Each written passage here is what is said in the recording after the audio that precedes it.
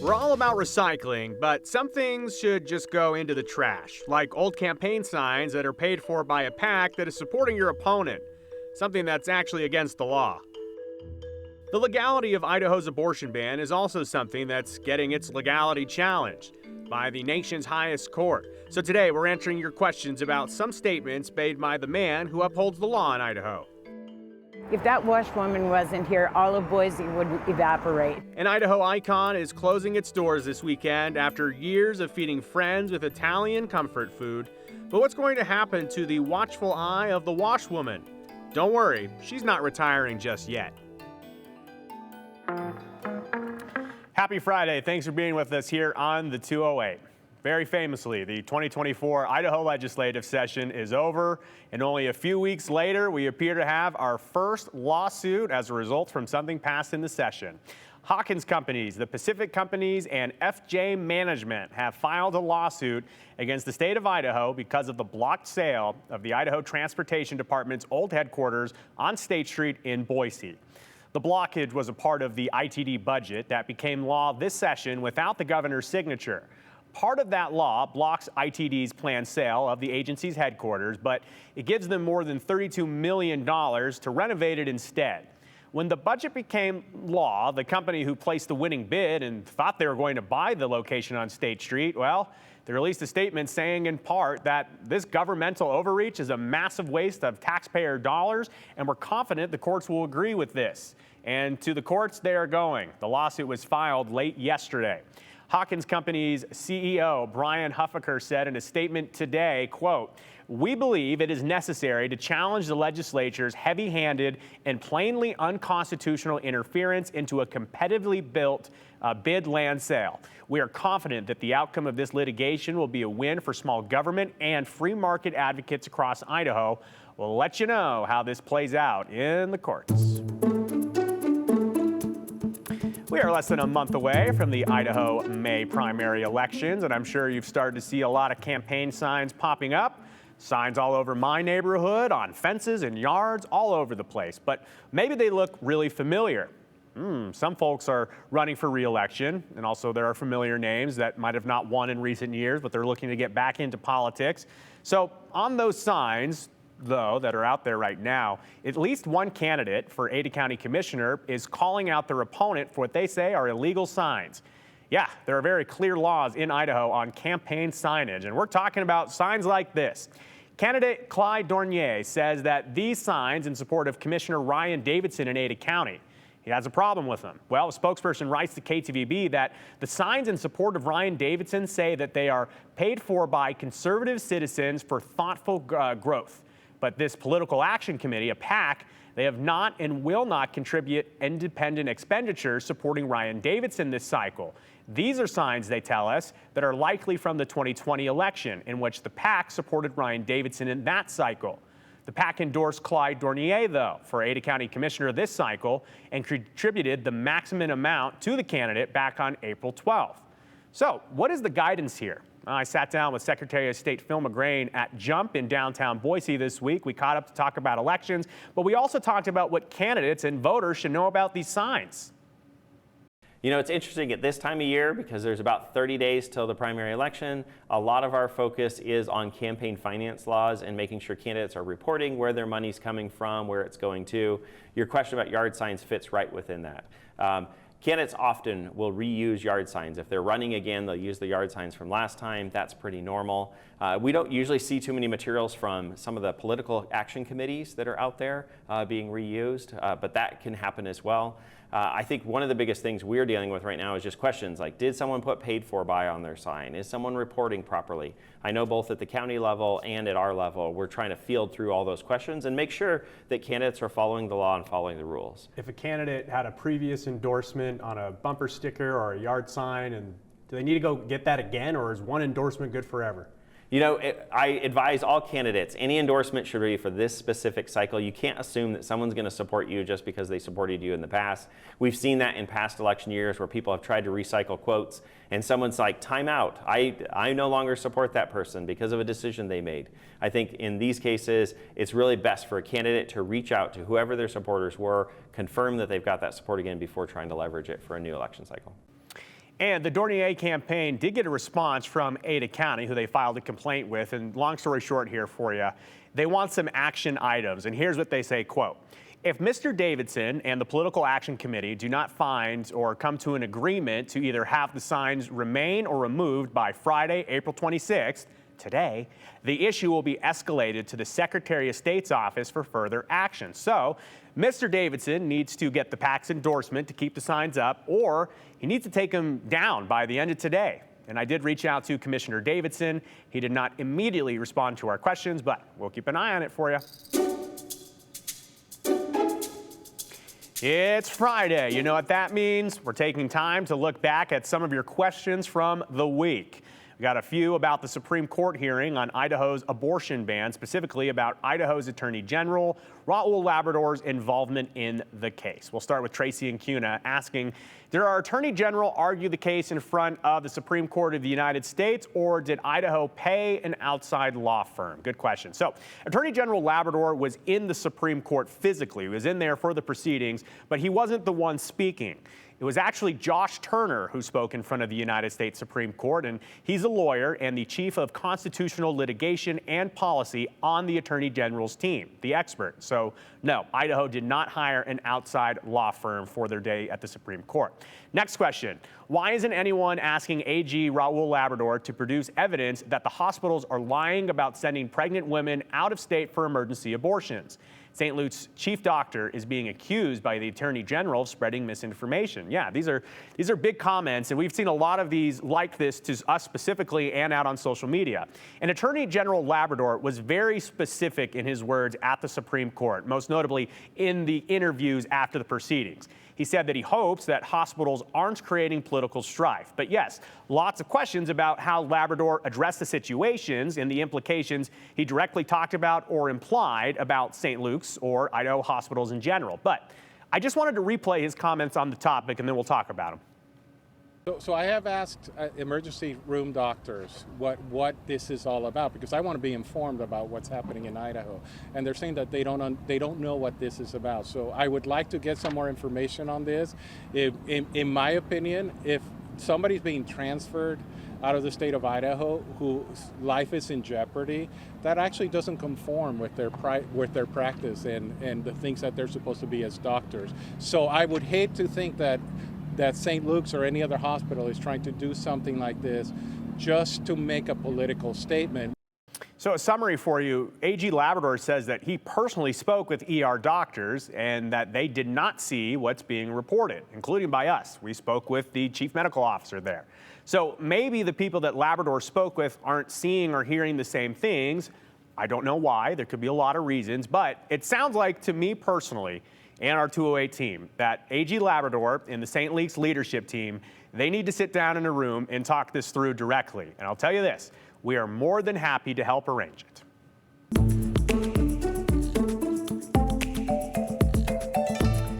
Have some potent toxic Tylenol or unused e-cigarettes, maybe some things you want to get rid of, then gather them up and drop them off at an event in Meridian for National Prescription Drug Take Back Day. Our Abby Davis gives us details on that and more news nuggets in today's 411. Friends of Chad and Tammy Daybell testified about Tammy's death in October 2019 and Chad's behavior afterward in day 12 of Chad's murder trial. He's accused of killing and conspiring to kill Tammy and two of his current wife's kids, JJ Vallow and Tylee Ryan. Chad's realtor, Ron Arnold, says Chad called and asked to meet in March of 2020. That's when Lori was in jail and law enforcement were looking for the kids. He looked me straight in the eye and he told me that they were okay, and when this all was going to be, when everything came out, that everything was going to be just fine. Chad told Ron he wanted to put a manufactured home on his property quickly. Law enforcement found the kids buried in his backyard a few months later. Chad's trial picks back up Monday. Tomorrow, there's a memorial service for JJ and Tylee in Idaho Falls. Visitation is from 11 a.m. to 1 p.m. The service is right after, from 1 to 2 p.m. at the Colonial Theater. Seating is first come, first served. Also tomorrow, National Prescription Drug Take Back Day. You can drop off unused or expired drugs at the Meridian Anti-Drug Coalition and Blue Cross of Idaho's Drug Take Back event. They're accepting pills, liquid medications, pet medications, vapes, and e-cigarettes. The event is from 10 a.m. to 2 p.m. at the Blue Cross of Idaho headquarters. And that's the 411 on the 208. I'm Abby Davis.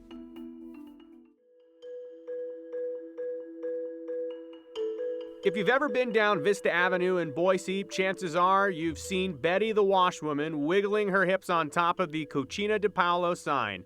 But that sign isn't going to be the same after tomorrow when the iconic Italian joint closes its doors. But where's Betty gonna go? What's your favorite memory of Cucina Di Paolo and Betty the washwoman? Text it to us, or any comments, questions, or concerns you may have about the show.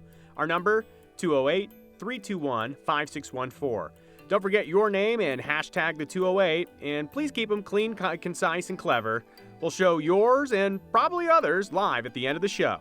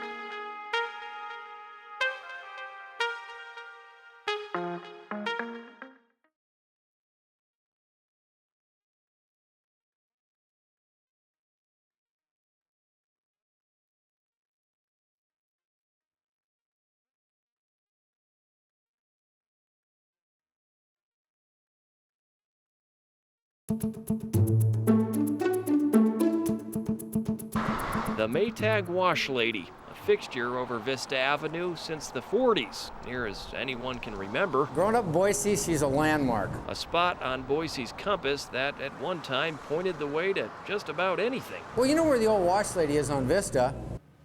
We do. It's right in front of the Italian restaurant Cucina Di Paolo, and the owners are the reason the washerwoman was able to start washing again 8 years ago. Former KTVB reporter Dean Johnson tells us all about it in today's 208 Redial.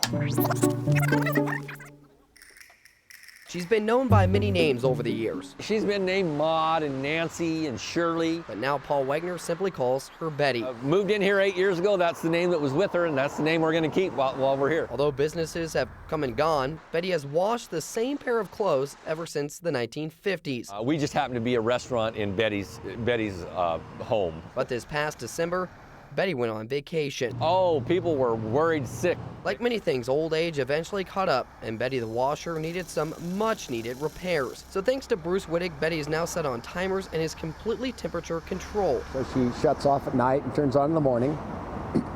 And we have a temperature sensor that shuts her off below 20 degrees and above 100 degrees, and we call it union rules. She's also now more durable. Plywood, chicken wire, and her joints are space-age plastic and stainless steel, so she'll last a long time. Despite what goes on in the building, Betty will always remain. Whoever buys the property from us, they can't take her down either. That's in the contract that we signed. Dean Johnson, Idaho's News, Channel 7. Betty is about to see another business in her home because tomorrow it is time for Cucina Di Paolo to close its doors. Paul Wegner, who you just saw, owned the Italian restaurant with killer lasagnas and pot pies. He passed away after a heart attack 3.5 years ago. And we talked to Paul's and his wife and his current owners of the restaurant, Mary Jean Wegner, on the phone today. She said Paul and her were planning on retiring just months after his heart attack occurred. After he passed, though, she said her son helped her keep the business going while they used it as a life raft. Then in January of this year, she decided it was time to finally retire and close the doors to her beloved restaurant, ending on a high note. Mary Jean said it's been a labor of love, but she is so grateful for the 30 years they've served the community. She said her customers have become her friends, and not everyone gets the chance at this kind of love in a lifetime. She is feeling grateful and is excited for new adventures. As for Betty the washwoman, she is safe because of the clause in the building's contract, so you can still use her as a landmark over on Vista. We agree Betty the washerwoman is a Boise attraction, but Idaho has a lot of attraction. Sawtooths, Coeur d'Alene, the highest concentration of Basque people outside the Basque Country, a lot more across the Gem State. But a recent random poll rated the best attractions in every state. Can you guess what they said Idaho's was? What does Idaho, North Dakota, Kansas, Mississippi, and West Virginia all have in common? Well, according to a self-proclaimed chart enthusiast, Matt Surley, nothing, which is the answer you would expect. Now, what do you think is the best attraction in Idaho? Again, nothing. That's what we have in common with our fellow states to the east. Not one single attraction? How many followers does Matt Surley even have? Just 423,000. Oh, okay. Well, that's a lot. We first saw the mistaken map because KTVB meteorologist Rachel Garceau posted it on her Facebook page and said, rude. We agree. But continue to say, also, let everyone keep thinking there's nothing to see or do in Idaho. It'll keep the crowds away. And her followers agreed, chiming in. Someone from Idaho 100% created this, and I wouldn't want us to say anything else. Nothing to see here in Idaho, so go somewhere else. Yes, Idaho sucks. Nothing to see or do. I hear Iowa is pretty interesting. This is outdated. We have In-N-Out now. That's a California thing next to Yosemite. If only we had a beach, like Alabama and Rhode Island. It's okay, Idaho. We think nothing is pretty attractive. So what's your favorite Idaho attraction? Text it to us at 208-321-5614. Or you can just text us about anything really, on the show, preferably. Don't forget, your name and hashtag the 208. We'll get to as many of these as we can live at the end of the program. Plus, we have another exciting giving event to tell you about. We're hearing why Idaho Gives is such an important fundraiser for so many organizations across our state. From the CEO of the Idaho Nonprofit Center. We'll get to that after a break, how you can make a difference.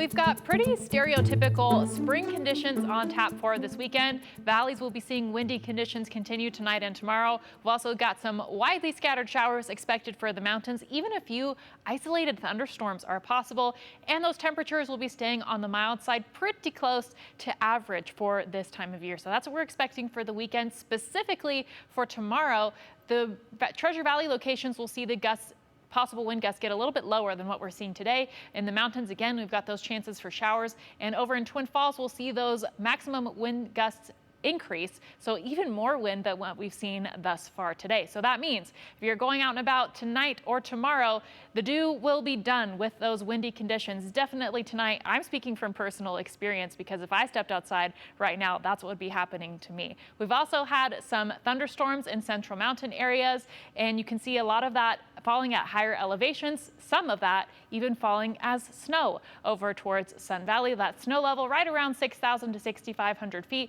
You can see those few strikes of lightning a little bit towards Cary a couple hours ago. Moisture continuing to dive to the south, getting closer to those foothills areas. I think it'll run out of steam before it gets to Twin Falls, but I wouldn't be too surprised if we saw some light showers. So the low pressure center fueling some of those thunderstorm chances will continue to move off to the east, and we'll see a little bit more cooler air get closer to us, and you can see even cooler temperatures by Monday. A reminder to go and grab your St. Jude Dream Home giveaway tickets. There are still some left. We made available more than ever before. So you can win a 2,100 square foot, 3-bedroom, 2-bath house located in the Shelburne community in Meridian. You can win this house for $100. If you buy a ticket by May 3rd, you'll also be entered to win this brand new 2023 Ford truck and other early bird prizes. All the money raised through this campaign benefits St. Jude's Children's Hospital. Over the last 18 years, you have helped raise more than $16 million. Easiest and fastest way to buy a ticket online at dreamhome.org. You can also call the number on your screen, 1-800-537-8939. The winners will be announced right here on KTVB June 2nd. We have another giving event starting next week. Idaho Gives, April 29th through May 2nd, so it kicks off on Monday. Organic campaigns for great groups all across the state, and an opportunity to see how your giving impacts the causes you care about most. Kevin Bailey, the CEO of the Idaho Nonprofit Center, is my guest this week on Viewpoint. We chatted about the upcoming event, the scope and scale of it, and how big of a difference that you have been able to make the generous people of Idaho. Take a listen. Each organization sets up their own giving page, so they'll, some of them are raising money for a very specific short-term project that they're working on. It could be a bicycle drive, for example. Others are raising general operating support for their mission throughout the year. Some people have large goals up to 6 figures, like $100,000. Some people have modest goals of just raising a couple to $3,000. And on those pages, they do a good job, those organizations, of filling those out, giving an example of what those dollars do for their mission, and what a dollar amount can do as well, whether it's $10, which is the minimum donation, all the way up to, we have folks that might give $1,000 or more, and that's fantastic, as well as folks that are matching those donations on various pages. So those matches are represented. So we'll be digging in behind the scenes of Idaho Gives this Sunday morning on Viewpoint 9 a.m. We chat about the exciting incentives that Idaho Gives is ready to award to nonprofits. We will also be diving into Idaho's big week at the Supreme Court, talking abortion laws. Your comments are next. We'll be right back.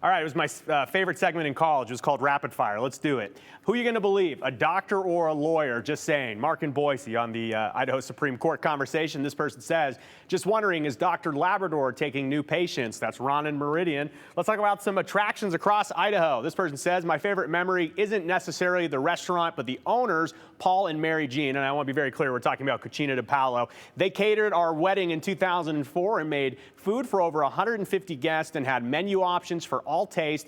We have gone to the restaurant several times over the years, and my daughter loved going there for Mary Jean's desserts. Yes, definitely will be missed. Next, this person says, when we were kids in the 60s, every time we drove to Boise from Caldwell, we would make Mom drive down the road with the washer lady so we could see her. Great comment there from Heather. Cucina Di Paolo. I worked with Paul, the chef, at the Flicks in the late 80s. A great chef and restaurant. That's from Sean. Sean, appreciate it. Brian writes in, I've watched Betty wash her clothes for my entire life, and I'm 58. It would be a shame if she were moved. Well, she will not be, Brian. You can keep looking at her. Jerry writes in, if you live a good life, when you die, you'll be given a sawtooth zip code, heaven on earth, and best attraction hands down. Yes, some more Idaho attractions. Napoleon Dynamite's house here in Idaho. It's in Preston. Freak Alley, that's definitely one in Boise. The deepest gourd in North America, Hell's Canyon, and Shoshone Falls. There we go. Some great attractions. Go see some this weekend. It's beautiful out there.